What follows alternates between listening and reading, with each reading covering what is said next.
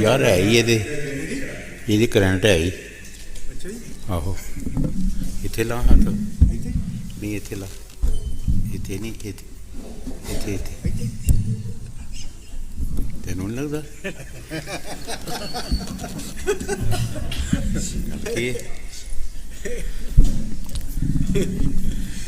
मैनू लगता है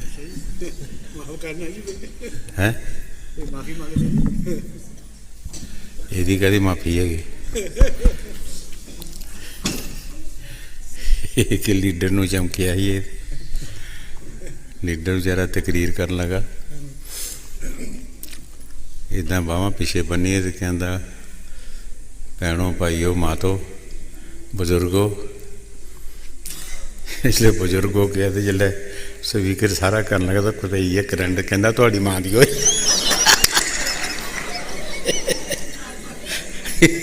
ਸਾਰਿਆਂ ਨੂੰ ਗਾਲ ਕੱਢੀ ਹੈ ਕਰੰਟ ਪਈ ਹੈ ਕਹਿੰਦਾ ਤੁਹਾਡੀ ਮਾਂ ਦੀ ਹੋਈ ਸਾਰਿਆਂ ਨੂੰ ਪਹਿਲਾਂ ਬਜ਼ੁਰਗ ਗੁਜ਼ਰ ਕੇ ਕਹਿ ਗਏ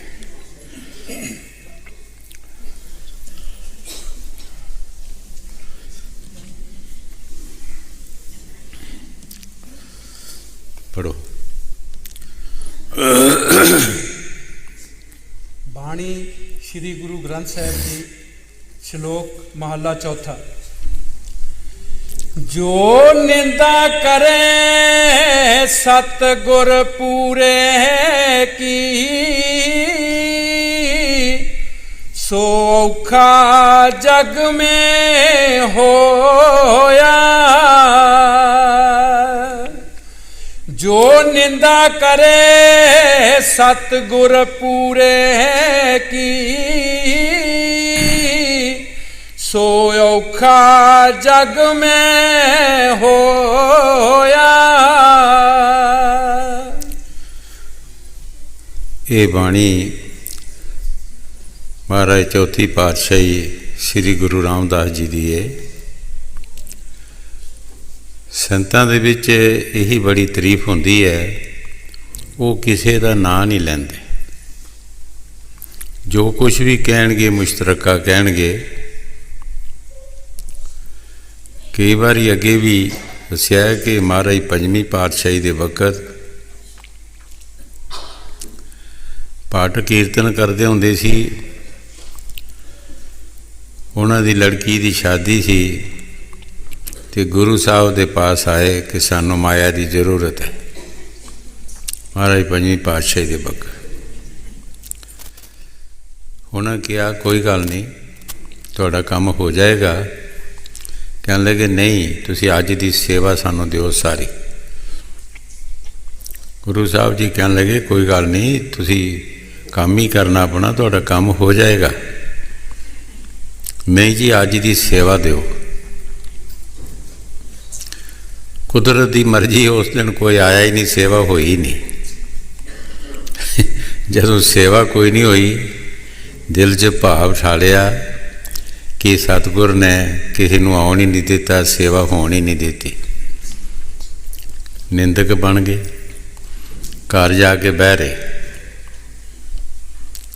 कीर्तन का समा सी, कीर्तन करने वास्ते आए नहीं। गुरु साहब ने प्रेमी बंदे भेजे कि जाओ भट्टां नूं बुला के लियाओ, आके कीर्तन करन। पर जदों बंदे नूं गुस्सा आया होवे, उन्होंने कोई भी सोचता नहीं है। जिहड़ा भी जावे कोई उन्होंने जवाब उल्टा फुलटा देण। आखिर संतां विच इन्नी निवरता देखो। आप गुरु साहब जी गए, उन्होंने दरवाजे ही नहीं खोले, मांजियां तो नहीं उठे, कोई नमस्कार नहीं की, मुँह मोड़ ले। गुरु साहब ने फिर कहा कि हुण जिहड़ा भट्टां दी सिफारिश लैके आएगा, काला मूँह और जुतियां दा हार पाएगा तो वह आएगा सिफारिश लैके। कोड़ पै गया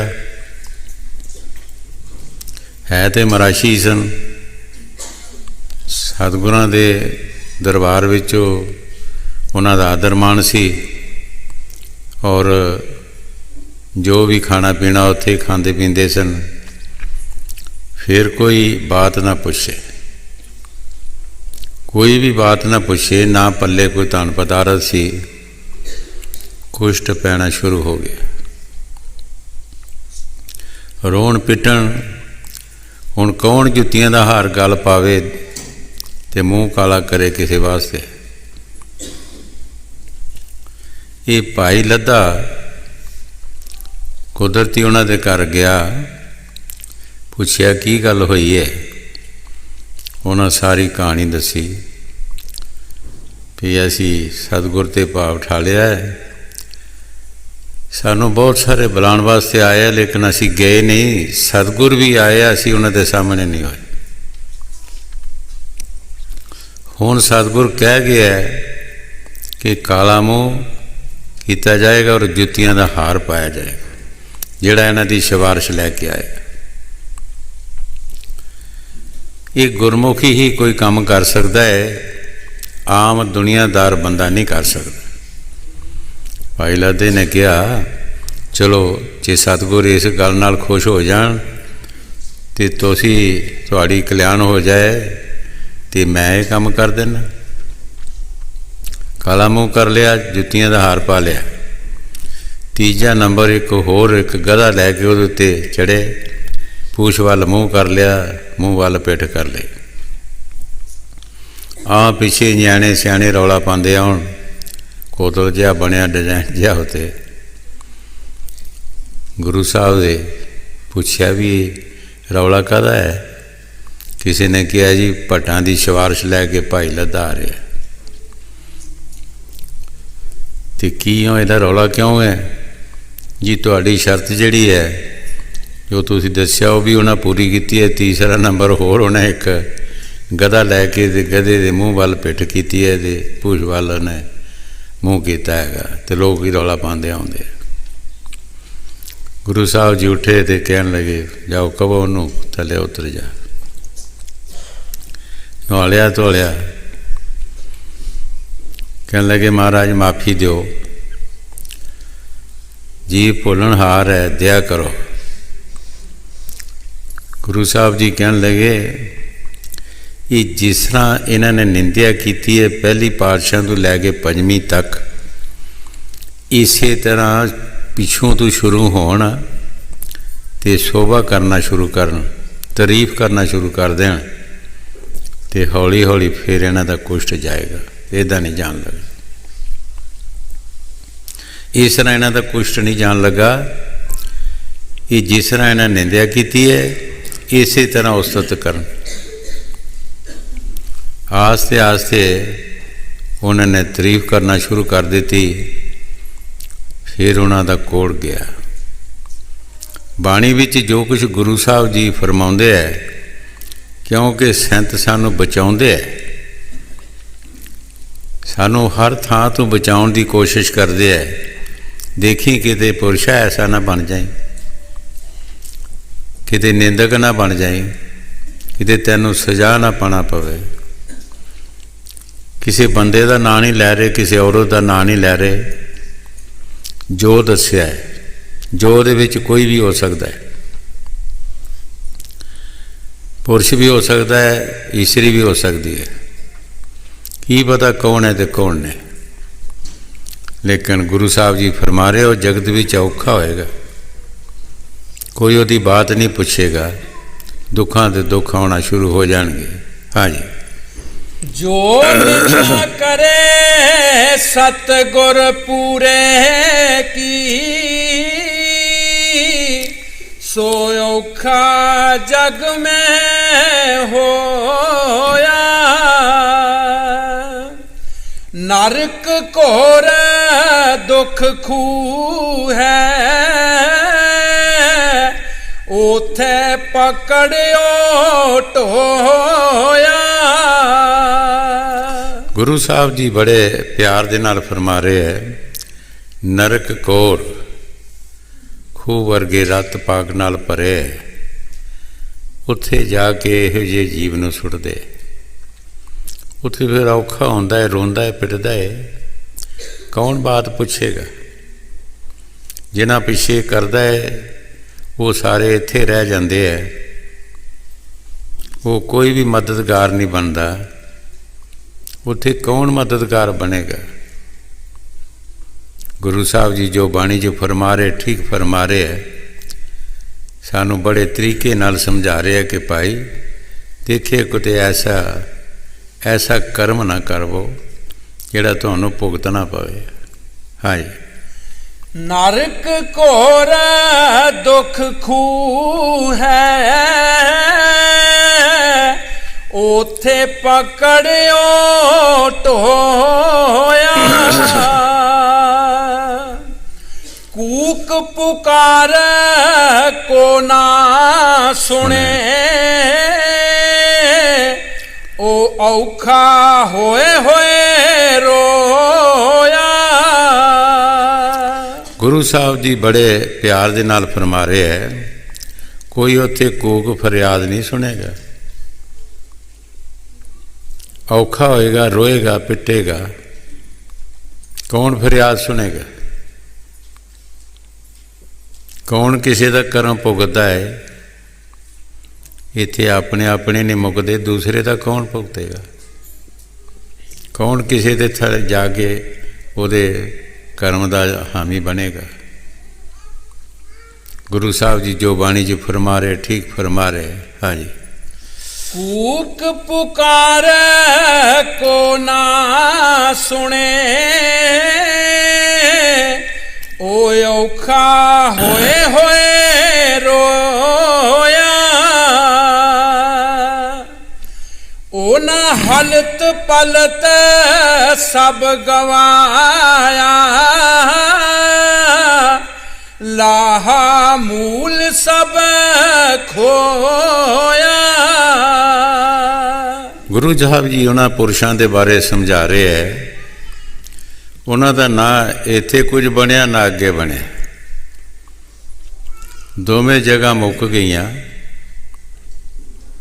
ਨਾ ਇੱਥੇ ਕੋਈ ਆਦਰ ਮਾਣ ਹੈ, ਨਾ ਦਰਗਾਹ ਵਿੱਚ ਹੈ। ਜੇ ਆਏ ਤੇ ਚਲਾ ਗਏ।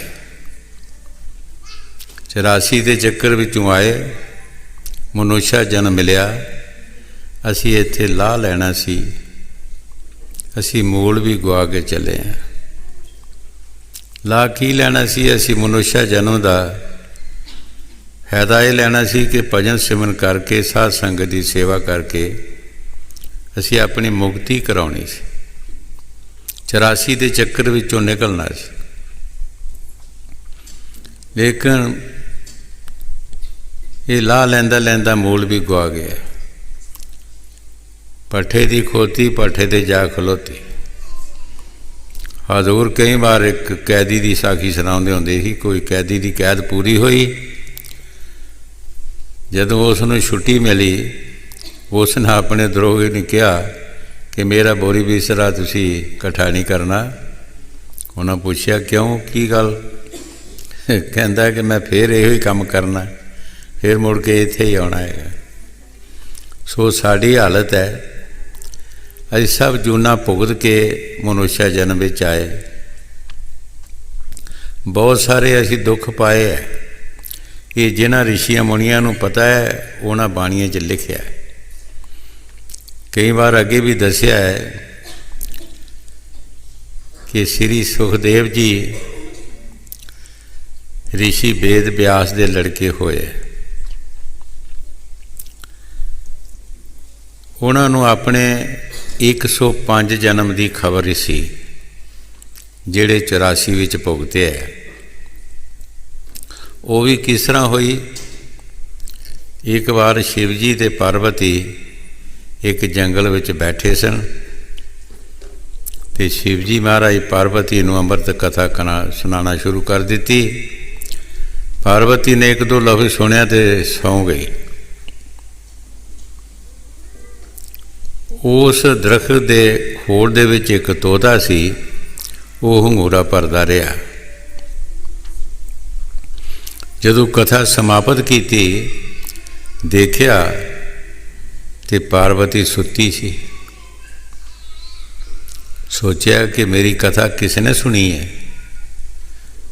ਜਦੋਂ ਦੇਖਿਆ ਉਹ ਤੋਤਾ ਨਜ਼ਰ ਆਇਆ।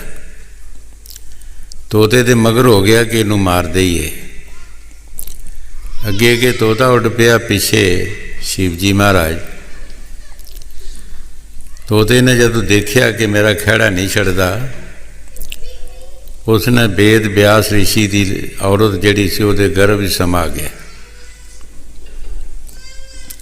ਸ਼ਿਵ ਜੀ ਮਹਾਰਾਜ ਜੀ ਬਾਹਰ ਬੈਠੇ ਰਹੇ। 12 ਸਾਲ ਗੁਜ਼ਰ ਗਏ। ਨਾਰਦ ਮੁਨੀ ਆਇਆ, ਪੁੱਛਿਆ, ਬਾਬਾ ਜੀ ਤੁਸੀਂ ਇੱਥੇ ਕਿਉਂ ਬੈਠੇ ਹੋ? ਉਸਨੇ ਆਪਣੀ ਸਾਰੀ ਕਹਾਣੀ ਦੱਸੀ ਕਿ ਮੇਰੀ ਕਥਾ ਤੋਤੇ ਨੇ ਸੁਣ ਲਈ ਹੈ ਔਰ ਇਸ ਔਰਤ ਦੇ ਗਰਭ ਵੀ ਸਮਾਇਆ ਹੈ। ਕੋਈ ਵੀ ਪਦਾਇਸ਼ ਹੋਏਗੀ ਮੈਂ ਉਸ ਨੂੰ ਮਾਰ ਦੇਣਾ। ਨਾਰਦ ਮੁਨੀ ਨੇ ਕਿਹਾ, ਬਾਬਾ ਜੀ ਤੁਸੀਂ ਇੰਨੀ ਕੋਸ਼ਿਸ਼ ਕਰ ਰਹੇ ਹੋ, ਤੁਹਾਡੀ ਕਥਾ ਵਿੱਚ ਕੀ ਸ਼ਕਤੀ ਹੈ? ਕਹਿੰਦੇ ਜਿਹੜਾ ਮੇਰੀ ਕਥਾ ਸੁਣਦਾ ਅਮਰ ਹੋ ਜਾਂਦਾ ਹੈ। ਬਾਬਾ ਜੀ ਜੇ ਅਮਰ ਹੋ ਜਾਂਦਾ ਤੇ ਤੁਸੀਂ ਉਹਨੂੰ ਮਾਰ ਵੀ ਕਿੱਦਾਂ ਸਕਦੇ ਹੋ? ਤੁਹਾਨੂੰ ਇਹ ਨਹੀਂ ਸੋਚ ਆਈ ਜਿਹੜਾ ਇੱਕ ਅਮਰ ਹੋ ਗਿਆ ਤੁਸੀਂ ਕਿੱਦਾਂ ਮਾਰੋਗੇ ਉਹਨੂੰ? ਜਾਓ ਕਿਤੇ ਕੰਮ ਕਰੋ। 12 ਸਾਲ ਦੇ ਬਾਅਦ ਉਸ ਲੜਕੇ ਨੇ ਜਨਮ ਲਿਆ, ਜਿਸ ਦਾ ਨਾਂ ਸ੍ਰੀ ਸੁਖਦੇਵ ਜੀ ਰੱਖਿਆ ਗਿਆ। ਛੋਟੀ ਉਮਰ ਦੇ ਵਿੱਚ ਹੀ ਘਰੋਂ ਨਿਕਲ ਕੇ ਤੁਰ ਪਿਆ। ਪਿੱਛੇ ਪਿੱਛੇ ਰਿਸ਼ੀ ਵੇਦ ਵਿਆਸ ਵੀ। ਜਦੋਂ ਪਿੱਛੇ ਦੇਖਿਆ, ਪਿਤਾ ਜੀ ਤੁਸੀਂ ਮੇਰੇ ਪਿੱਛੇ ਕਿਉਂ ਆ ਰਹੇ ਹੋ? ਕਹਿਣ ਲੱਗੇ, ਬੇਟਾ ਅਸੀਂ ਇਹ ਸੋਚਦੇ ਸੀ ਕਿ ਸਾਡੇ ਘਰ ਕੋਈ ਔਲਾਦ ਹੋਏਗੀ, ਸਾਡੀ ਕੋਈ ਸੇਵਾ ਕਰੇਗੀ, ਪਰ ਤੂੰ ਛੋਟੀ ਉਮਰ ਵਿੱਚ ਹੀ ਸਾਨੂੰ ਛੱਡ ਕੇ ਤੁਰ ਚਲੇ।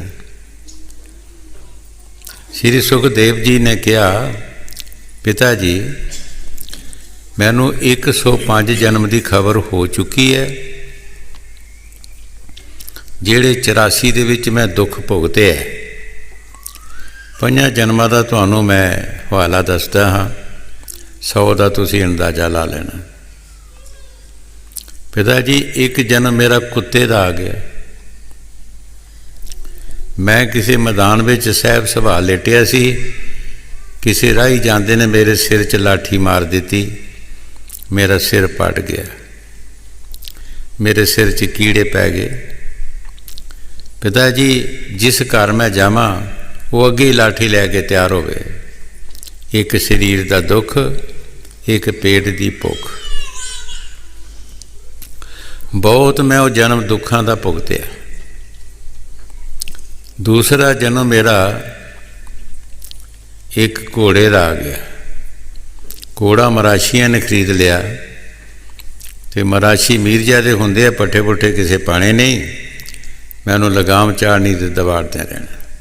ਉਹ ਵੀ ਜਨਮ ਮੇਰਾ ਬਹੁਤ ਔਖਾ ਭੁਗਤਿਆ। ਤੀਸਰਾ ਜਨਮ ਇੱਕ ਮੈਂ ਗਧੇ ਦਾ ਆ ਗਿਆ। ਉਹ ਗਧਾ ਜਿਹੜਾ ਸੀ ਧੋਬੀਏ ਨੇ ਖਰੀਦ ਲਿਆ ਤੇ ਧੋਬੀ ਕੱਪੜਿਆਂ ਦੀ ਪੰਡ ਪਾਵੇ ਤੇ ਘਾਟ ਤੇ ਚਲਾ ਜਾਏ, ਘਾਟੋਂ ਘਰ ਆ ਜਾਏ।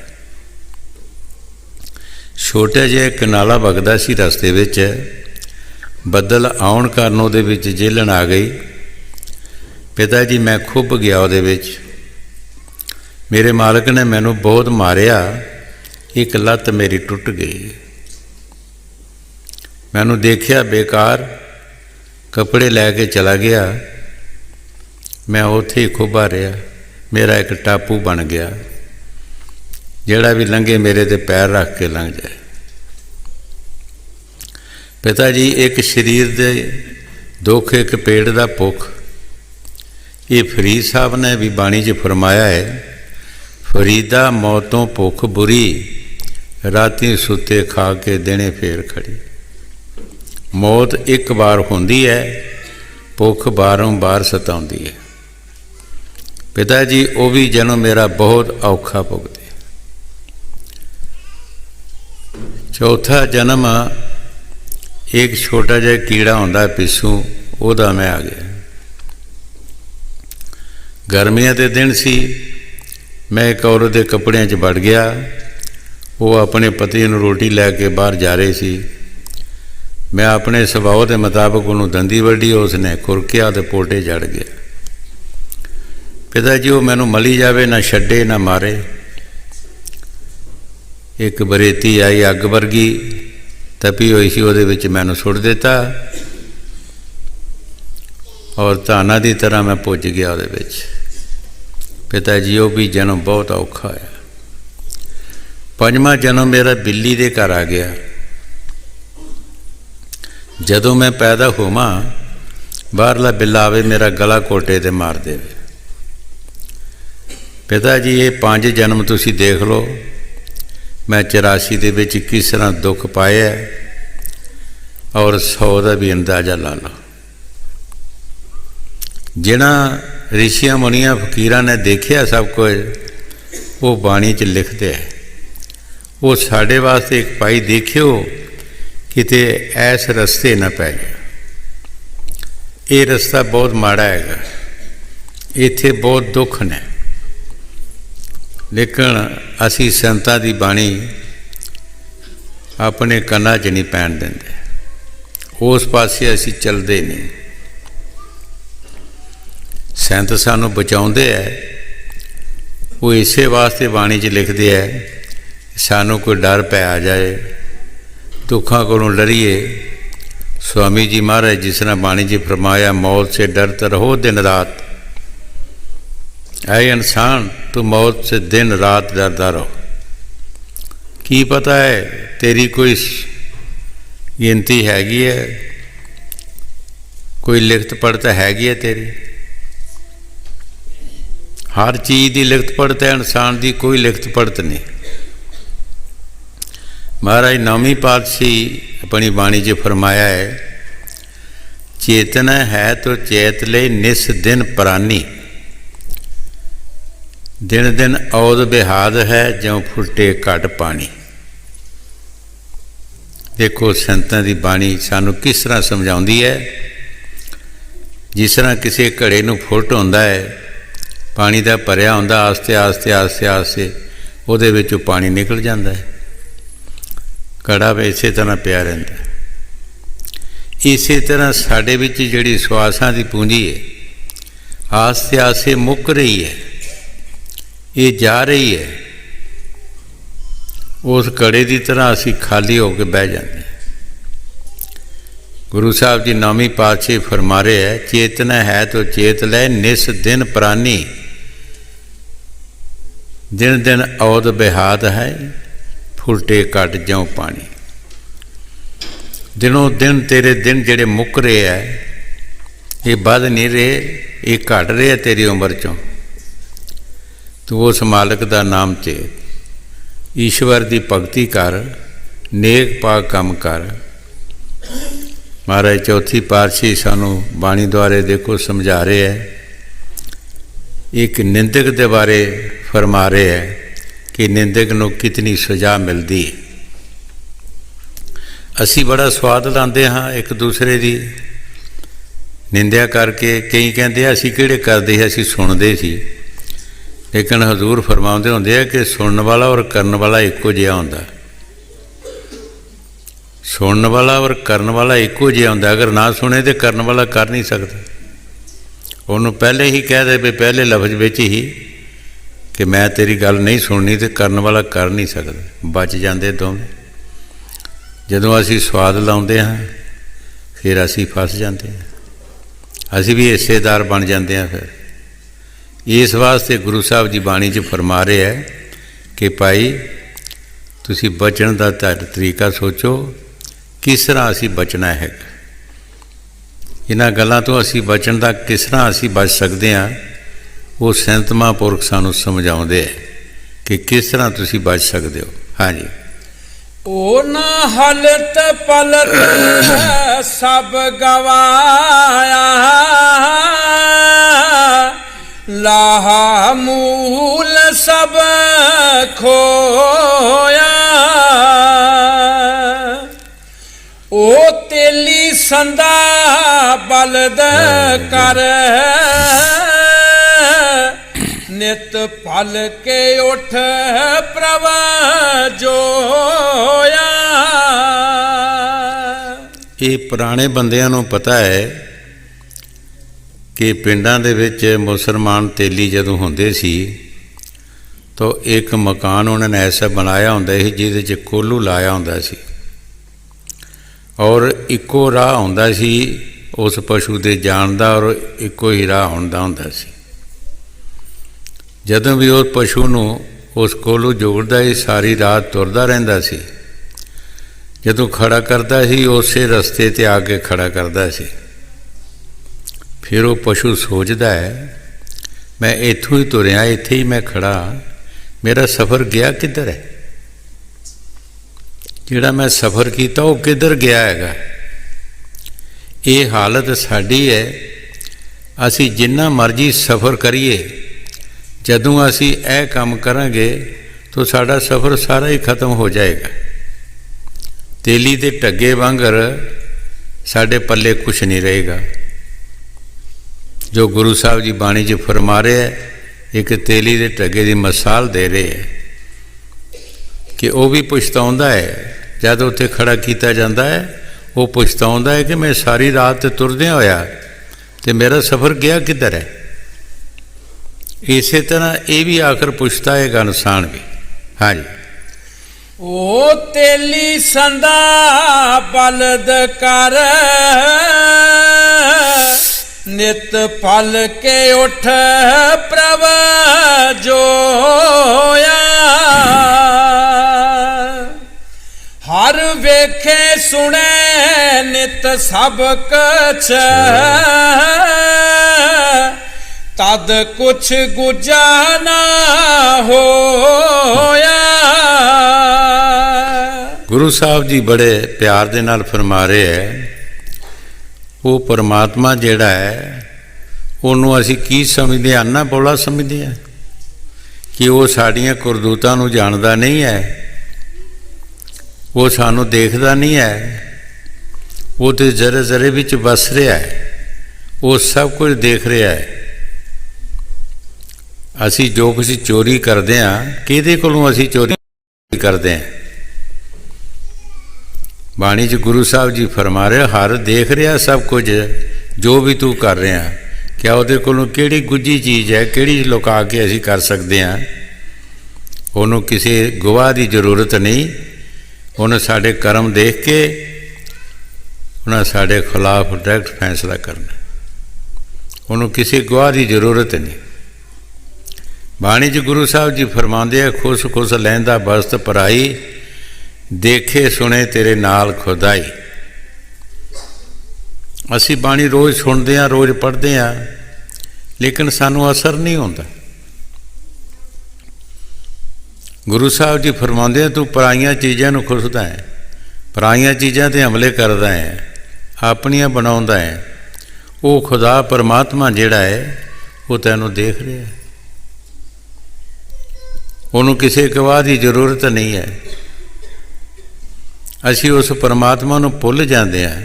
ਅਸੀਂ ਕਹਿੰਦੇ ਸਾਨੂੰ ਕਿਹੜਾ ਕੋਈ ਦੇਖ ਰਿਹਾ ਹੈਗਾ? ਉਹ ਕਿਹੜਾ ਤਾਂ ਨਹੀਂ ਕੋਈ ਦੇਖ ਰਿਹਾ, ਉਹ ਤਾਂ ਦੇਖ ਰਿਹਾ ਜਿਹਨੇ ਪੈਦਾ ਕੀਤਾ ਹੈ, ਜਿਹਨੇ ਸਾਰਾ ਸੰਸਾਰ ਬਣਾਇਆ, ਉਹ ਤਾਂ ਸਭ ਕੁਝ ਦੇਖ ਰਿਹਾ ਹੈ। ਹਾਂਜੀ, ਹਰ ਵੇਖੇ ਸੁਣੇ ਨਿਤ ਸਭ ਕੇਛ ਤਦ ਕੁਛ ਗੁਜਾ ਨਾ ਹੋਇਆ। जेहा बीजे सो लुणे जेहा पूरब किने बोया। गुरु साहब जी बड़े प्यार दे नाल फरमा रहे हैं, ये जैसा बीज असी बीजांगे ऐसा असी वड्डांगे। बाहर तुसी खेती की मिसाल ले लो, जिसने जौ बीजने उन्हें कणक नहीं वड्डनी, उसने जौ ही वड्डने हैं। जो असी कर्म करांगे ਉਹਨਾਂ ਕਰਮਾਂ ਦਾ ਸਾਨੂੰ ਫਾਇਦਾ ਮਿਲੇਗਾ। ਜੇ ਅਸੀਂ ਕਰਮ ਕਰਾਂਗੇ ਤਾਂ ਅੱਛਾ ਫਾਇਦਾ ਮਿਲੇਗਾ, ਜੇ ਮਾੜੇ ਕਰਾਂਗੇ ਤਾਂ ਮਾੜਾ ਮਿਲੇਗਾ। ਜੋ ਗੁਰੂ ਨਾਨਕ ਦੇਵ ਜੀ ਮਹਾਰਾਜ ਫਰਮਾਉਂਦੇ ਆ, ਮੰਦੇ ਕੰਮੇ ਨਾਨਕਾ ਜਦ ਤੱਕ ਮੰਦੇ ਹਾਲ, ਚੰਗੇ ਕੰਮੇ ਨਾਨਕਾ ਉਸਤਤ ਕਰੇ ਜਹਾਨ। ਮੰਦੇ ਕੰਮਾਂ ਦਾ ਹਾਲ ਮੰਦਾ ਹੀ ਹੈ। 100 ਦਿਨ ਸਾਧ ਦਾ, ਇੱਕ ਦਿਨ 100 ਦਿਨ ਚੋਰ ਦਾ, ਇੱਕ ਦਿਨ ਸਾਧ ਦਾ ਵੀ ਆ ਹੀ ਜਾਂਦਾ। ਇੱਕ ਦਿਨ ਉਹ ਫੜਿਆ ਹੀ ਜਾਂਦਾ ਹੈ, ਇੱਕ ਦਿਨ ਉਹਦੇ 'ਤੇ ਉਹ ਆ ਹੀ ਜਾਂਦਾ। ਮੁਸ਼ਕਿਲ ਦੀ ਘੜੀ ਜਿਹੜੀ ਹੈ, ਕਿੱਥੇ ਬਚ ਜਾਏਗਾ ਬੰਦਾ। ਜੋ ਗੁਰੂ ਸਾਹਿਬ ਜੀ ਬਾਣੀ 'ਚ ਫਰਮਾ ਰਹੇ, ਠੀਕ ਫਰਮਾ ਰਹੇ। ਹਾਂਜੀ, जेहा बीजै सो लुणे, जेहा पूरब किने बोया, जिस कृपा करे प्रभ अपनी, तिस सतगुर के चरण धोया। ਗੁਰੂ ਸਾਹਿਬ ਜੀ ਬੜੇ ਪਿਆਰ ਨਾਲ ਫਰਮਾ ਰਿਹਾ ਹੈ, ਜਿਹਦੇ ਉੱਤੇ ਉਹ ਪ੍ਰਭੂ ਪਰਮਾਤਮਾ ਕਿਰਪਾ ਕਰੇਗਾ, ਉਹ ਕਿਸੇ ਮਹਾਂਪੁਰਖਾਂ ਦਾ ਕਹਿਣਾ ਮੰਨੇਗਾ ਔਰ ਉਹਨਾਂ ਦੇ ਕਹਿਣੇ ਮੁਤਾਬਕ ਚਲੇਗਾ। ਇਹ ਵੀ ਉਸ ਮਾਲਕ ਦੀ ਅਪਾਰ ਕਿਰਪਾ ਹੋਏਗੀ। ਹੁਣ ਅਸੀਂ ਇਹਦੇ ਬਾਰੇ ਵੀ ਸੋਚਣਾ ਹੈ। ਬਹੁਤ ਸਾਰੇ ਲੋਕ ਇੱਥੇ ਵੀ ਆ ਕੇ ਰਹਿ ਜਾਂਦੇ ਹੈ ਕਿ ਪਰਮਾਤਮਾ ਦੀ ਕਿਰਪਾ ਹੋਏਗੀ ਤੇ ਅਸੀਂ ਕਰਾਂਗੇ। ਪਿੱਛੇ ਲਫ਼ਜ਼ ਵਿੱਚ ਜੋ ਕਿਹਾ ਹੈ ਕਿ ਜੈਸਾ ਬੀਜ ਤੂੰ ਬੀਜੇਗਾ ਤੈਸਾ ਵੱਢੇਗਾ। ਜੈਸਾ ਅਸੀਂ ਕਰਮ ਕਰਾਂਗੇ ਪਰਮਾਤਮਾ ਨੇ ਉਸੇ ਤਰ੍ਹਾਂ ਦਾ ਸਾਨੂੰ ਫਲ ਦੇਣਾ ਹੈ। ਸਾਡੇ ਉੱਤੇ ਦਇਆ ਉਸੇ ਤਰ੍ਹਾਂ ਦੀ ਕਰਨੀ ਹੈ। ਜੇ ਅਸੀਂ ਉਸ ਰਸਤੇ ਚੱਲਦੇ ਹੀ ਨਹੀਂ ਤਾਂ ਸਾਡੇ 'ਤੇ ਦਇਆ ਕੀ ਕਰੇਗਾ। ਜਦੋਂ ਅਸੀਂ ਉਸ ਰਸਤੇ ਤੁਰਾਂਗੇ ਉਹ ਮਾਲਕ ਜ਼ਰੂਰ ਸਾਡੇ 'ਤੇ ਦਇਆ ਕਰੇਗਾ। ਕਈ ਵਾਰ ਹਜ਼ੂਰ ਜ਼ਿਮੀਂਦਾਰ ਦੀ ਮਿਸਾਲ ਦਿੰਦੇ ਹੁੰਦੇ ਸੀ। ਘਰ ਦੱਸ ਕੇ ਜਿਹੜਾ ਬੰਦਾ ਜਾਂਦਾ ਹੈ ਕਿ ਮੈਂ ਫਲਾਣੇ ਖੇਤ ਵਿੱਚ ਚੱਲਿਆ ਕੰਮ ਕਰਨ ਵਾਸਤੇ, ਤਾਂ ਘਰਦਿਆਂ ਨੂੰ ਉਸੇ ਵਕਤ ਹੀ ਫਿਕਰ ਪੈ ਜਾਂਦਾ ਕਿ ਇਹਦੇ ਵਾਸਤੇ ਰੋਟੀ ਪਾਣੀ ਲੈਣਾ ਹੈਗਾ। ਜਿਹੜਾ ਬੰਦਾ ਦੱਸ ਕੇ ਨਹੀਂ ਜਾਂਦਾ ਉਹਦੇ ਪਿੱਛੇ ਵੀ ਕੋਈ ਜਾਂਦਾ ਰੋਟੀ ਲੈ ਕੇ, ਚਾਹੇ ਉਹ ਬੜਾ ਕੰਮ ਕਰਦਾ ਹੈ ਚਾਹੇ ਥੋੜ੍ਹਾ ਕਰਦਾ ਹੈ। ਇਸੇ ਤਰ੍ਹਾਂ ਅਗਰ ਅਸੀਂ ਸਤਿਗੁਰ ਦੇ ਕਹਿਣੇ ਮੁਤਾਬਕ ਅਸੀਂ ਉਸ ਲਾਈਨ 'ਤੇ ਚੱਲਦੇ ਚੱਲਾਂਗੇ ਤੇ ਸਾਡੇ ਮਾਲਕ ਨੂੰ ਜ਼ਰੂਰ ਫਿਕਰ ਹੋਏਗਾ। ਸਾਡੇ ਮਾਲਕ ਨੂੰ ਫਿਕਰ ਹੋਏਗਾ।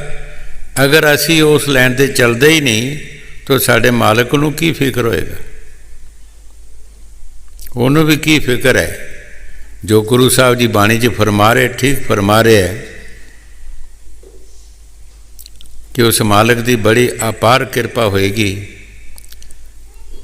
ਤੇ ਉਹ ਕਿਸੇ ਮਹਾਂਪੁਰਖਾਂ ਦਾ ਕਹਿਣਾ ਮੰਨੇਗਾ ਔਰ ਉਸ ਲਾਈਨ 'ਤੇ ਚੱਲਣ ਦੀ ਕੋਸ਼ਿਸ਼ ਕਰੇਗਾ।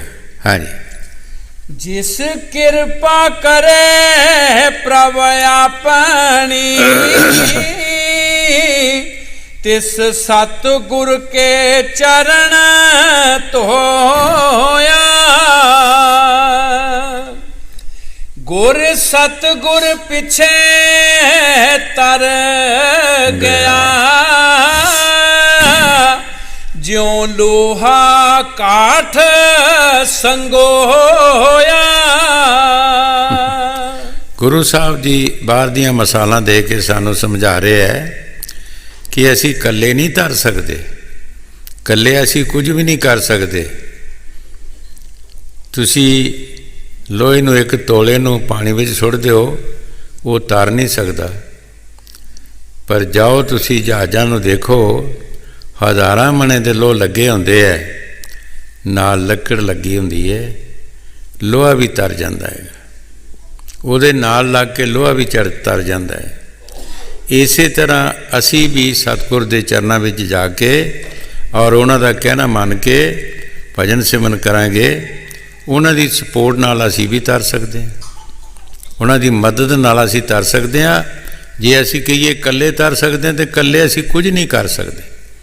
ਸਾਨੂੰ ਪਤਾ ਹੀ ਨਹੀਂ ਅਸੀਂ ਕੀ ਕਰਨਾ ਹੈਗਾ, ਕਿਸ ਕੰਮ ਨਾਲ ਸਾਡੀ ਕਲਿਆਣ ਹੋਣੀ ਹੈ, ਕਿਹੜਾ ਕੰਮ ਅਸੀਂ ਕਰੀਏ। ਇਹ ਸਾਨੂੰ ਸਮਝ ਹੀ ਨਹੀਂ। ਇਹ ਸਾਨੂੰ ਸੈਂਤ ਦੱਸਦੇ ਆ ਵੀ ਭਾਈ ਇਸ ਰਾਹ ਚਲੋ, ਆਹ ਕੰਮ ਕਰੋ। ਉਹ ਸਾਨੂੰ ਤਰੀਕੇ ਦੱਸਦੇ ਆ।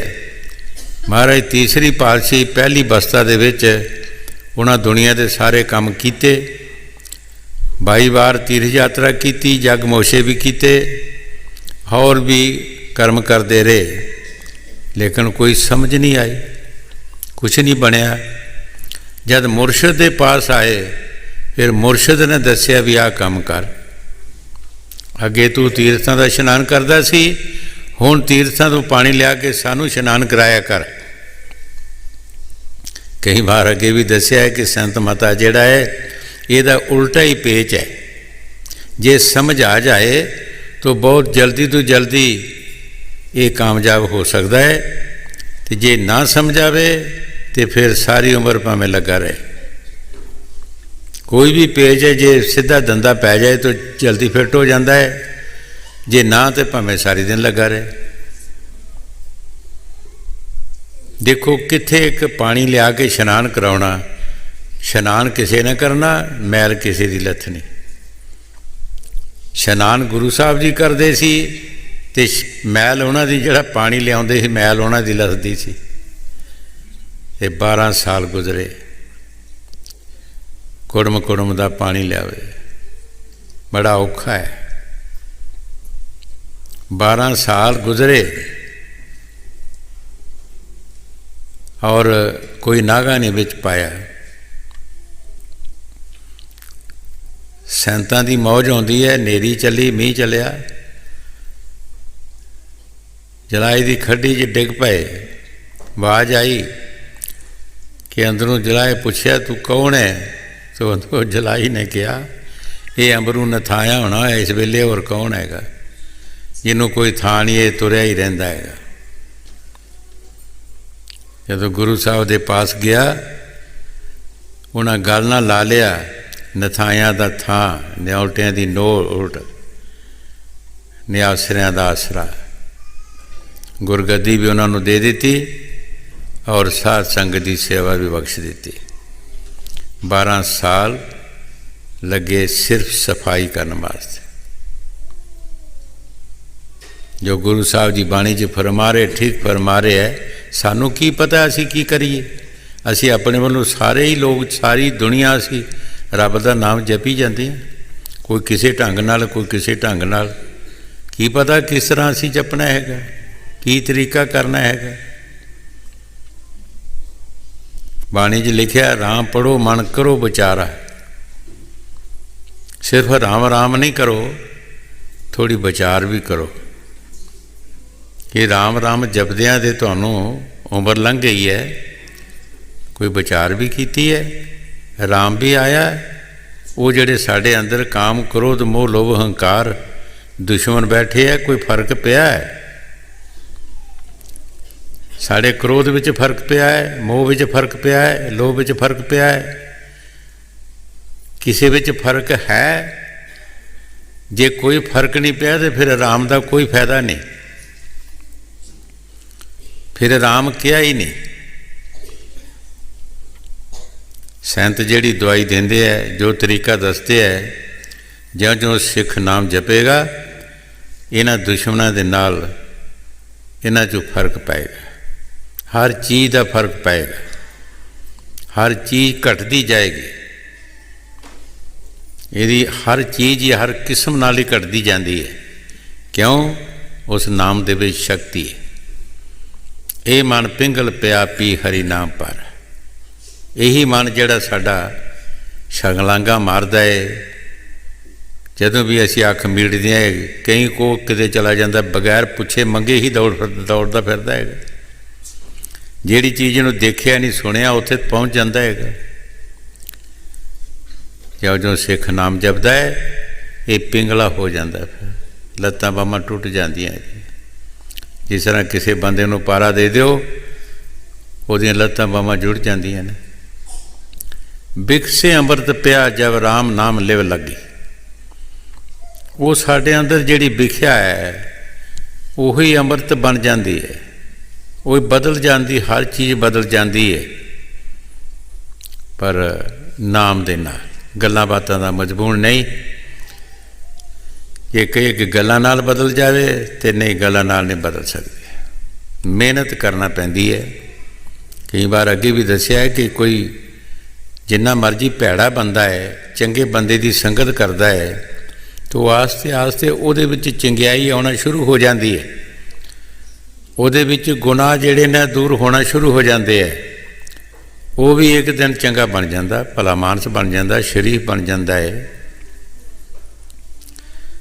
ਤੁਸੀਂ ਬਾਹਰ ਦਰਖਤਾਂ ਦੇ ਫਲਾਂ ਦਾ ਅੰਦਾਜ਼ਾ ਲਾਓ, ਉਹਨਾਂ ਵਿੱਚ ਮਠਿਆਸ ਕਿੱਦਾਂ ਹੁੰਦੀ ਹੈ। ਫਲ ਲੱਗਾ ਹੁੰਦਾ ਹੈ, ਕੋਈ ਵੀ ਫਲ ਹੈ, ਉਹਦੇ ਵਿੱਚ ਯਕਦਮ ਮਠਿਆਸ ਨਹੀਂ ਆ ਸਕਦੀ, ਟਾਈਮ ਲੱਗਦਾ ਹੈ,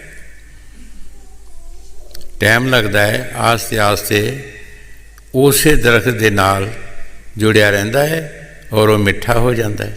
ਉਹ ਕਿਹੜੇ ਟੀਕੇ ਖੰਡ ਦੇ ਲੱਗਦੇ ਆ, ਉਸ ਨੂੰ ਉਹਦੀ ਕੜਵਤਨ ਜਾਂਦੀ ਰਹਿੰਦੀ ਹੈ ਔਰ ਉਹਦੇ ਅੰਦਰ ਮਠਿਆਸ ਆ ਜਾਂਦੀ ਹੈ। ਇਸੇ ਤਰ੍ਹਾਂ ਸਿੱਖ ਵੀ ਸਤਿਗੁਰ ਦੇ ਕਹਿਣੇ ਮੁਤਾਬਕ ਕੰਮ ਕਰਦਾ ਰਹੇ, ਵਿਚਾਰ ਨਾ ਕਰੇ, ਸੋਚਾਂ 'ਤੇ ਨਾ ਆਏ, ਕੁਝ ਸੋਚੇ ਹੀ ਨਾ। ਅਕਲ ਚਤਰਾਈ ਛੋੜ ਤੇਰੇ ਭਲੇ ਕੋ ਕਹਾਂ, स्वामी जी महाराज फरमाया। तू अपनी अकल ਨੂੰ ਛੱਡ ਦੇ, सतगुर ਦੀ अकल ਲੈ, जो सतगुर ਕਹਿੰਦਾ ਸੋ ਕਰ। तू करी जा तुरी जा, एक दिन तू अपने मंजिले मकसूद ਤੇ पहुँच जाएगा। हर चीज़ का टाइम है। असी फसल बीजते हैं, उसका भी कोई टाइम है, कोई पौधा लगाते हैं, उसका भी कोई टाइम है, फसल का फल देने का। हर चीज़ का कोई टाइम होता है। असी की करते हैं, मराशी की तरह, जिस तरह मराशी किते लंघिया मसीह के कोलों दी ते कुरान शरीफ पढ़ रहा सी मौलवी, ते कुरान दे विच आयत आई कि जिहड़े रब की इबादत करते हैं उन्हां ते रब का नूर आउंदा है। मराशी ने घर जाके मराशन नूं कहा कि मैं अज इबादत करनी है खुदा दी, ते तू देखी मेरे ते नूर आउंदा कि जां नहीं।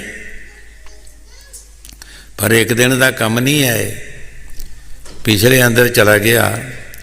मुसलमाना च होंदा कि जे पानी ना मिले वुजू करने वास्ते तो जमीन ते हथ मार के दे मिट्टी नाल इदां मूँह नूं हत्थां नूं मल लैंदे है। अंदर किते पुट्ठा तवा पिया सी, उन्हें तवे दे उत्ते हथ मारे, मूँह नूं मल लिया, हत्थां नूं मल लिया। नवाज पढ़ी, नवाज पढ़ के जदों फारूक होया बाहर आया तो मराशन नूं कहंदा, मराशने देख मेरे ते रब दा नूर आया कि नहीं। हुण मराशन देख के बड़ी हैरान होई कि ये तो चंगा भला गया सी अंदर, ते की हो गया है।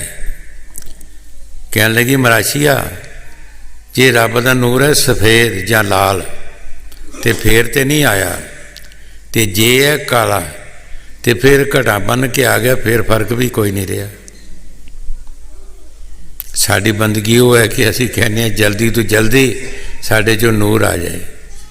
भाई उस नूर के आने वास्ते कोई टाइम है, वो यकदम नहीं आ सकता। असी लगातार चले रहांगे। जिस तरह तुसी किसी पौधे की मिसाल लाओ, किसी पौधे को असी लगाते हैं, उसकी परवरिश करते हैं, पर जे कोई उसनों जानवर उतों खा जाता है तो उन्होंने फिर टाइम लगता है पौंकण का। इस तरह असी भी भगती करते हैं, नाम जपते हैं, अगर साढ़े दिल च कोई भाव या गलत कोई आ जाता है तो साड़ा भी पौधा खाधा जाता है, उतों खाधा जाएगा। असी कई मील पीछे चले जावांगे, वो सफ़र साड़ा बहुत पीछे हो जाएगा, साड़ा सफ़र अगे नहीं होएगा। जिस तरह उस पौधे नूं पौंगरदियां टाइम लगता है, इस तरह मुड़ के सानू उस जगह ते आने वास्ते टाइम लगता है। इस वास्ते संत सानू जिहड़े नुकते दसदे है, ये संत महापुरख जिन्हां नाम जपिया उही सानू दस सकदे है, और नहीं कोई दस सकता, और किसी नूं पता ही नहीं। ये पौधे के उत्तों सिर ਸਿਰੇ ਤੋਂ ਖਾ ਜਾਵੇ, ਕੋਈ ਬੱਕਰੀ ਖਾ ਜਾਂਦੀ ਹੈ, ਕੋਈ ਪਸ਼ੂ ਖਾ ਜਾਂਦਾ ਹੈ, ਤੇ ਤੁਸੀਂ ਜਾਣਦੇ ਹੀ ਹੋ ਕਿ ਉਸ ਪੌਦੇ ਨੂੰ ਮੁੜ ਕੇ ਪੌਂਗਣ ਵਾਸਤੇ ਕਿੰਨਾ ਟਾਈਮ ਲੱਗਦਾ ਹੈ। ਤੇ ਕਬੀਰ ਸਾਹਿਬ ਜੀ ਮਹਾਰਾਜ ਫਰਮਾਉਂਦੇ ਹੈ, ਸਤ ਗਿਆ ਤੋ ਕਿਆ ਰਿਹਾ, ਸੀਲ ਗਿਆ ਸਭ ਝਾੜ, ਭਗਤੀ ਖੇਤ ਕੈਸੇ ਬਚੇ ਜਬ ਟूट ਗਈ ਹੈ ਬਾੜ। ਇਸ ਦਾ ਕਿਹੜਾ ਉਹ ਪੌਦਾ ਖਾਧਾ ਜਾਣਾ ਹੈ, ਉਹ ਸਤ ਜਿਹੜਾ, ਜਦੋਂ ਸਤ ਗਿਆ ਤੇ ਕੁਛ ਵੀ ਨਹੀਂ ਇਹਦੇ ਪੱਲੇ ਰਿਹਾ। ਫਿਰ ਉਹ ਭਗਤੀ ਖੇਤ ਜਿਹੜਾ ਉਹ ਚੋਰ ਖਾ ਗਏ, ਕਾਮ ਕ੍ਰੋਧ ਮੋਹ ਲੋਭ ਹੰਕਾਰ ਜਿਹੜੇ। ਇਸ ਵਾਸਤੇ ਸੰਤ ਸਾਨੂੰ ਸਮਝਾਉਂਦੇ ਹੈ, ਬੜੇ ਤਰੀਕੇ ਨਾਲ ਸਾਨੂੰ ਸਮਝਾਉਂਦੇ ਹੈ ਕਿ ਭਾਈ ਜਿਹੜਾ ਧਿਆਨ ਰੱਖੋ ਆਪਣੇ ਆਪ 'ਤੇ। ਚਾਰ ਚਬੱਖੇ ਚੋਰ ਬੈਠੇ ਹੈ। ਇੱਕ ਫਕੀਰ ਨੇ ਬੜੀ ਸੋਹਣੀ ਗਜ਼ਲ ਕਹੀ ਹੈ, ਇਥੋਂ ਉੱਡ ਜਾ ਭੋਲਿਆ ਪੈਂਛੀਆ, ਲੈ ਤੂੰ ਆਪਣੀ ਜਾਨ ਬਚਾ, ਇੱਥੇ ਡਾਕੇ ਪੈਣ ਦੁਪਹਿਰ ਨੂੰ ਤੇਰਾ ਦੇਣਗੇ ਆਲੜਾ ਢਾ, ਇੱਥੇ ਘਰ ਘਰ ਫਾਈਆਂ ਗੱਡੀਆਂ ਤੈਨੂੰ ਦੇਣਗੇ ਫਾਇਲਾ। ਇੱਥੋਂ ਉੱਡ ਜਾ ਭੋਲਿਆ ਪੈਂਛੀਆ, ਲੈ ਤੂੰ ਆਪਣੀ ਜਾਨ ਬਚਾ। ਭੋਲਾ ਪੈਂਛੀ ਕਿਹੜਾ ਹੈ? ਸਾਡੇ ਆਤਮਾ ਜਿਹੜੀ ਹੈ, ਰੂਹ ਸਾਡੇ ਵਿੱਚ। ਦੁਪਹਿਰ ਕਿਹੜੀ ਹੈ? ਇਹਦੀ ਜੋਬਨ ਬਸਤਾ। ਡਾਕੇ ਕੌਣ ਮਾਰਦੇ ਆ? ਕਾਮ ਕ੍ਰੋਧ ਮੋਹ ਲੋਭ ਹੰਕਾਰ। ਇਹਦੇ ਸਰੀਰ ਆਲੜੇ ਨੂੰ ਤੁੰਬ ਦਿੰਦੇ ਹੈ। ਜਿੱਦਾਂ ਕਿਸੇ ਦੇ ਜਾਨਵਰ ਦੇ ਆਲੜੇ ਨੂੰ ਕੋਈ ਤੁੰਬ ਦਿੰਦਾ ਹੈ, ਖਰਾਬ ਕਰ ਦਿੰਦਾ ਹੈ, ਇਸੇ ਤਰ੍ਹਾਂ ਇਹਦਾ ਸਰੀਰ ਆਲੜਾ ਜਿਹੜਾ ਤੁੰਬਿਆ ਜਾਂਦਾ। ਔਰ ਕਿਸੇ ਪਾਸੇ ਵੀ ਇਹ ਮੂੰਹ ਕਰੇਗਾ, ਉਧਰ ਹੀ ਇਹਦੇ ਵਾਸਤੇ ਫਾਈ ਲੱਗੀ ਹੋਵੇਗੀ। ਕੋਈ ਵੀ ਸਾਨੂੰ ਸੱਜਣ ਨਹੀਂ ਐਸਾ ਮਿਲਦਾ ਜਿਹੜਾ ਸਾਨੂੰ ਨਾਮ ਜਪਣ ਦੀ ਮਦਦ ਦੇਗਾ, ਕੋਈ ਸਾਨੂੰ ਪ੍ਰੇਰਨਾ ਦੇਗਾ, ਕੋਈ ਸਾਡੇ ਨਾਲ ਸੰਯੋਗ ਦੇ ਕਰੇਗਾ, ਕੋਈ ਵੀ ਤੂੰ ਨਾਮ ਜਪ, ਸਾਨੂੰ ਕੋਈ ਮਦਦ ਦੇਗਾ? ਬਿਲਕੁਲ ਕੋਈ ਨਹੀਂ। ਨਾ ਕੋਈ ਭੈਣ, ਨਾ ਭਰਾ, ਨਾ ਸੱਜਣ, ਨਾ ਮਿੱਤਰ, ਕੋਈ ਵੀ ਨਹੀਂ ਮਦਦ ਦੇ ਸਕਦਾ। ਗੁਰੂ ਨਾਨਕ ਦੇਵ ਜੀ ਕਿੱਡੀ ਵੱਡੀ ਹਸਤੀ ਹੋਈ ਹੈ, ਲੇਕਿਨ ਮਹਿਤੇ ਕਾਲੂ ਨੇ ਸਮਝਿਆ ਹੀ ਨਹੀਂ। ਲਾਲੂ ਉਹਨਾਂ ਦਾ ਚਾਚਾ, ਉਹਨਾਂ ਵੀ ਸਮਝਿਆ ਨਹੀਂ। ਸਿਰਫ ਇੱਕ ਬੇਬੇ ਨਾਨਕੀ ਨੇ ਉਹਨਾਂ ਨੂੰ ਸਮਝਿਆ ਸੀ। ਸੰਤ ਬਾਕੀ ਨਹੀਂ ਕਿਸੇ ਸਮਝਿਆ। ਬਾਕੀ ਗੁਰੂ ਸਾਹਿਬ ਜੀ ਨੇ ਫਰਮਾਇਆ ਬਾਣੀ ਦੇ ਵਿੱਚ ਕਿ ਚਾਰ ਨਾਤੇ ਜਿਹੜੇ ਸਾਧੂ ਦੇ ਰਹਿ ਜਾਂਦੇ ਹੈ। ਦਾਦਕੀਏ, ਨਾਨਕੀਏ, ਸਹੁਰੀਏ, ਲੰਗੋਟੀਏ ਯਾਰ। ਘਰ ਵਾਲੇ ਕਹਿੰਦੇ ਸਾਡਾ ਮੁੰਡਾ ਹੈ, ਨਾਨਕੀਏ ਕਹਿੰਦੇ ਦੋਤਰਾ ਹੈ, ਜਿਹੜੇ ਦੋਸਤ ਹੁੰਦੇ ਛੋਟੀ ਉਮਰ ਦੇ ਦੋਸਤ ਕਹਿੰਦੇ ਹੈ। ਇਸੇ ਤਰ੍ਹਾਂ ਹੀ ਉਹ ਵੱਖਰੇ ਵੱਖਰੇ ਨਾਤੇ ਸਮਝ ਲੈਂਦੇ ਹੈ, ਸਾਧੂ ਨਹੀਂ ਸਮਝਦੇ, ਉਹ ਰਹਿ ਜਾਂਦੇ ਹੈ। ਕੋਈ ਬਿਰਲਾ ਹੈ ਜੇ ਸਮਝੇ ਦੇ। ਜਿੱਦਾਂ ਗੁਰੂ ਸਾਹਿਬ ਦੀ ਬਾਣੀ 'ਚ ਲਿਖਿਆ ਹੈ ਗੁਰੂ ਨਾਨਕ ਦੇਵ ਨੇ ਕਿ ਚਾਰ ਨਾਤੇ ਜਿਹੜੇ ਹੈ ਇਹਨਾਂ 'ਚ ਵਿਸ਼ਵਾਸ ਨਹੀਂ, ਅਤਵਾਰ ਨਹੀਂ ਆਉਂਦਾ, ਨਾ ਇਹ ਸਮਝਦੇ ਹੈਗੇ, ਇਹ ਰਹਿ ਜਾਂਦੇ ਹੈਗੇ। ਔਰ ਹੈ ਵੀ ਠੀਕ ਹੈ। ਜਦੋਂ 20 ਰੁਪਈਏ ਦਿੱਤੇ ਹੈ ਗੁਰੂ ਨਾਨਕ ਦੇਵ ਨੂੰ ਕਿ ਜਾ ਕੋਈ ਖਰਾ ਸੌਦਾ ਕਰਕੇ ਆ, ਕਿਉਂਕਿ ਦਾਸ ਰਹਿੰਦੇ ਸੀ, ਕੰਮ ਕੋਈ ਕਰਦੇ ਨਹੀਂ ਸਨ। ਬਾਹਰ ਦੇਖਿਆ ਸਾਧੂ ਬੈਠੇ ਸੀ, ਕਮਾਈ ਵਾਲੇ ਸਾਧੂ ਸਨ। ਸੋਚਿਆ ਦਿਲ ਦੇ ਵਿੱਚ ਕਿ ਜੇ ਇਹਨਾਂ ਨੂੰ ਅੰਨ ਪਾਣੀ ਲਿਆ ਕੇ ਖਵਾ ਦਈਏ, ਇਹਦੇ ਨਾਲੋਂ ਹੋਰ ਖਰਾ ਸੌਦਾ ਕਿਹੜਾ ਹੈ। ਬਾਜ਼ਾਰੋਂ ਲੈ ਕੇ ਅੰਨ ਪਾਣੀ ਉਹਨਾਂ ਨੂੰ ਖਵਾ ਦਿੱਤਾ, ਆਪ ਘਰ ਆ ਗਏ। ਮੈਂ ਤੇ ਕਾਲੂ ਨੇ ਚਪੇੜਾਂ ਮਾਰੀਆਂ, ਜੋ ਕੁਝ ਕਹਿਣਾ ਸੀ ਕਿਹਾ ਕਿ ਤੂੰ ਰੁਪਈਏ ਹੀ ਬਰਬਾਦ ਕਰ ਆਇਆ।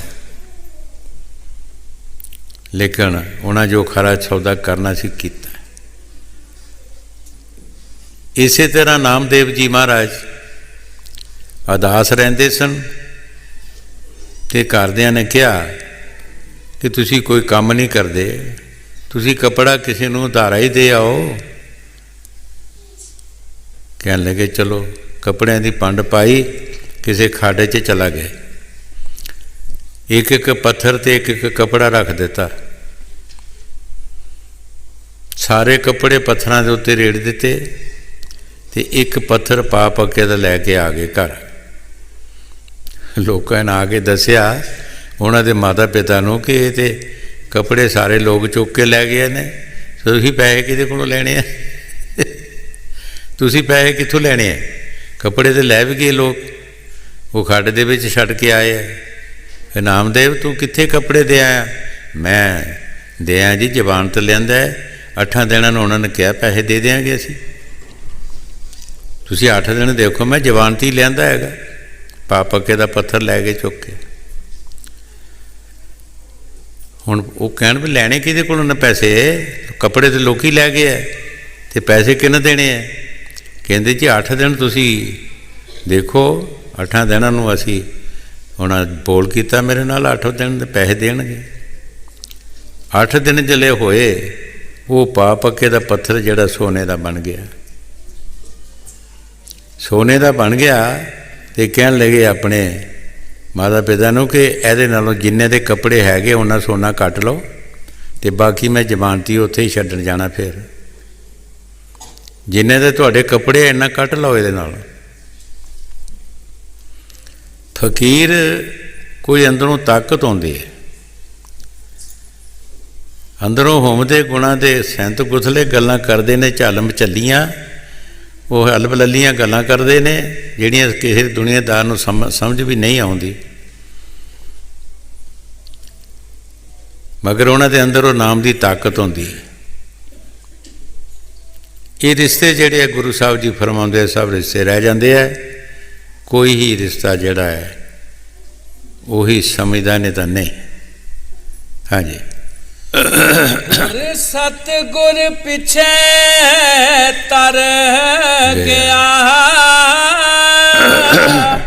ਜਿਉ ਲੋਹਾ ਕਾਠ ਸੰਗੋਇਆ, ਜਨ ਨਾਨਕ ਨਾਮ ਧਿਆਏ ਤੂੰ,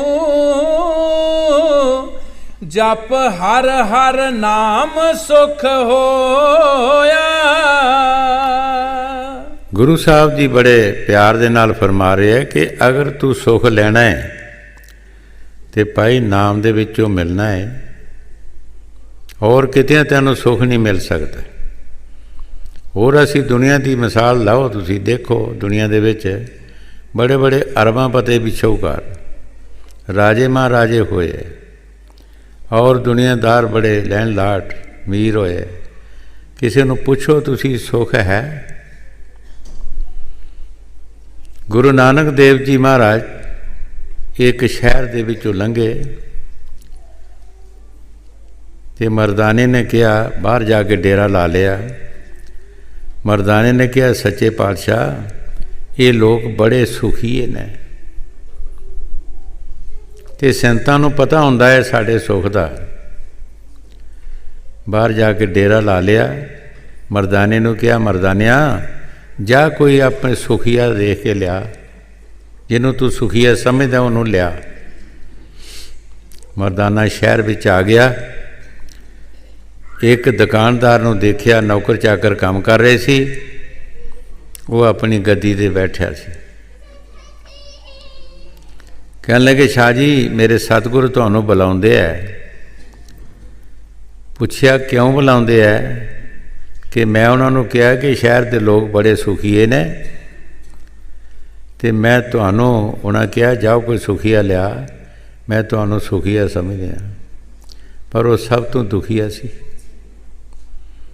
ਉਹ ਸਭ ਤੋਂ ਜ਼ਿਆਦਾ ਦੁਖੀਆ ਸੀ। ਚਲਾ ਗਏ, ਗੁਰੂ ਸਾਹਿਬ ਦੇ ਪਾਸ ਜਾ ਕੇ ਬੈਠ ਗਏ।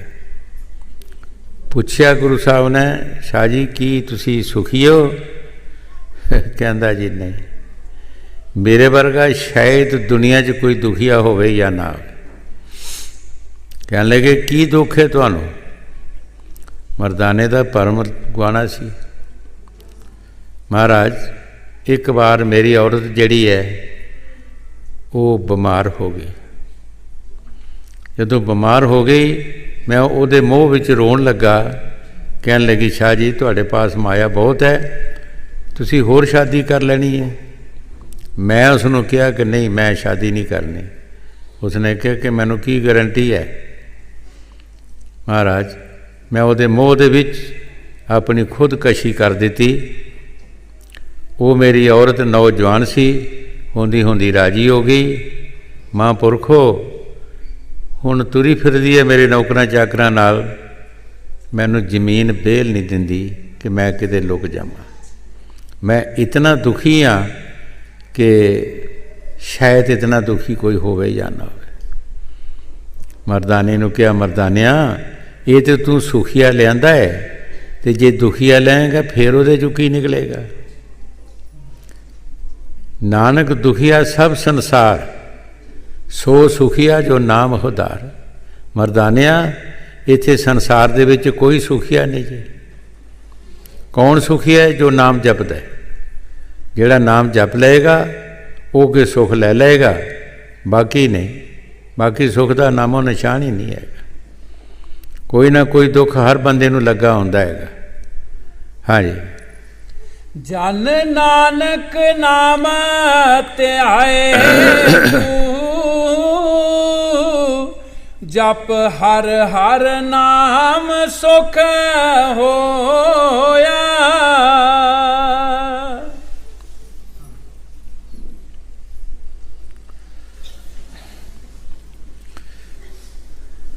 कल भी दसिया सी कि रोज़ ही असी खाना खांदे हैं, गुस्सा नहीं करना चाहिए। जदों असी खाने तो नहीं अकदे, परौंठियां तो नहीं अकदे, चाह पीण तो नहीं अकदे, तो गलबात का भी गुस्सा नहीं करना चाहिए। कल भी दसिया सी कि अपने तो बड़े बजुर्गों का आदर मान करना साडा फर्ज है।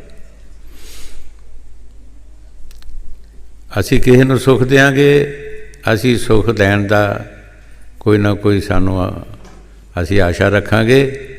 जे सुख नहीं देंगे तो असी सुख की आशा रखना बहुत फजूल है। सन अपने तो बड़े बजुर्गों का आदर मान करना बहुत जरूरी है।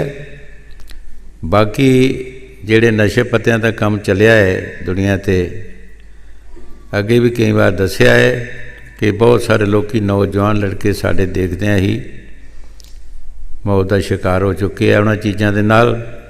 कोई शिकार होने वाले है, कुछ उस लैन च तुरन डे। ਇਹਦਾ भी परहेज रखना है। मनुष्य जन्म बारंबार नहीं मिलता, ये मिल चुका है। पौड़ी छुड़की हथ ना आवे आला जन्म गवाया। मनुष्य जन्म साडा जिहड़ा है एक बार चला गया, फिर मुड़ के नहीं सानू मिलना। एक शायर ने लिखिया जिहड़ा सुखन जबान तो निकल गया मुड़ के आउंदा बिच जबान नहीं। जिहड़ा तीर कमान चों निकल गया मुड़ के आउंदा बिच कमान नहीं। जिहड़ा साडे मूँह चों गल निकल जानी है, बाहर निकल जानी है, साडी जबान च नहीं आ सकती। जिहड़ा तीर कमान चों निकल जाता मुड़ के वो तीर लभदा नहीं है। इस वास्ते जिहड़ा वक्त साडा ये मनुष्य जन्म का समा है, ये मनुष्य जन्म साडा एवें चला जाएगा, मुड़ के सानू मिलना बहुत औखा है, नहीं मिलेगा। ਇਹਦੀ सेफ्टी वास्ते, ਇਹਦੀ तंदुरुस्ती वास्ते, ਇਹਦੇ सुख वास्ते सानू विचार करनी चाहिए है कि असी की खाने खाने चाहिए है। क्या साढ़े शरीर के अंदर जो मशीनरी बनाई है परमात्मा ने, ये तुसी बाहरली मशीनरी का अंदाज़ा ला लो। तुसी किसी दरख्त दियां जड़ां वाल ध्यान दिओ, कुछ मोटियां भी होंदियां ते कुछ बरीक होंदियां ते कुछ धागे वर्गियां बरीक होंदियां ने। इस तरह तुसी और किसी मशीनरी का हिसाब किताब लाओ, उहदे विच भी बड़ियां ते छोटियां नाड़ां होंदियां ने।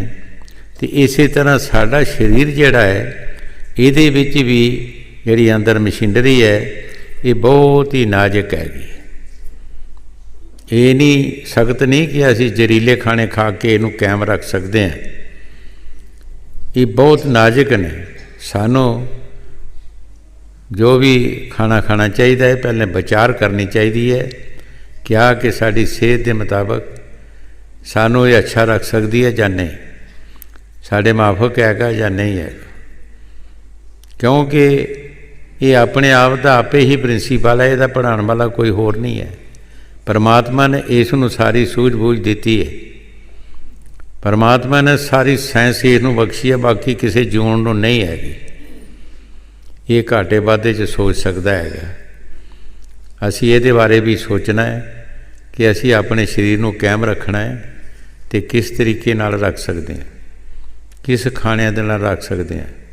ਐਸੇ ਵੀ ਖਾਣੇ ਖਾਧੇ ਜਾਂਦੇ ਹੈ ਜਿਨ੍ਹਾਂ ਦੇ ਨਾਲ ਬਿਮਾਰੀਆਂ ਲੱਗ ਜਾਂਦੀਆਂ ਨੇ, ਉਹ ਬਿਮਾਰੀਆਂ ਦਾ ਇਲਾਜ ਵੀ ਨਹੀਂ ਹੁੰਦਾ, ਡਾਕਟਰ ਵੀ ਜਵਾਬ ਦੇ ਦਿੰਦੇ ਹੈ।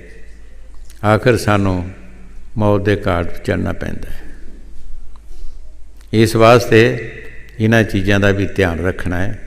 ਬਾਕੀ ਰਾਧਾ ਸੁਆਮੀ ਸਾਰੇ।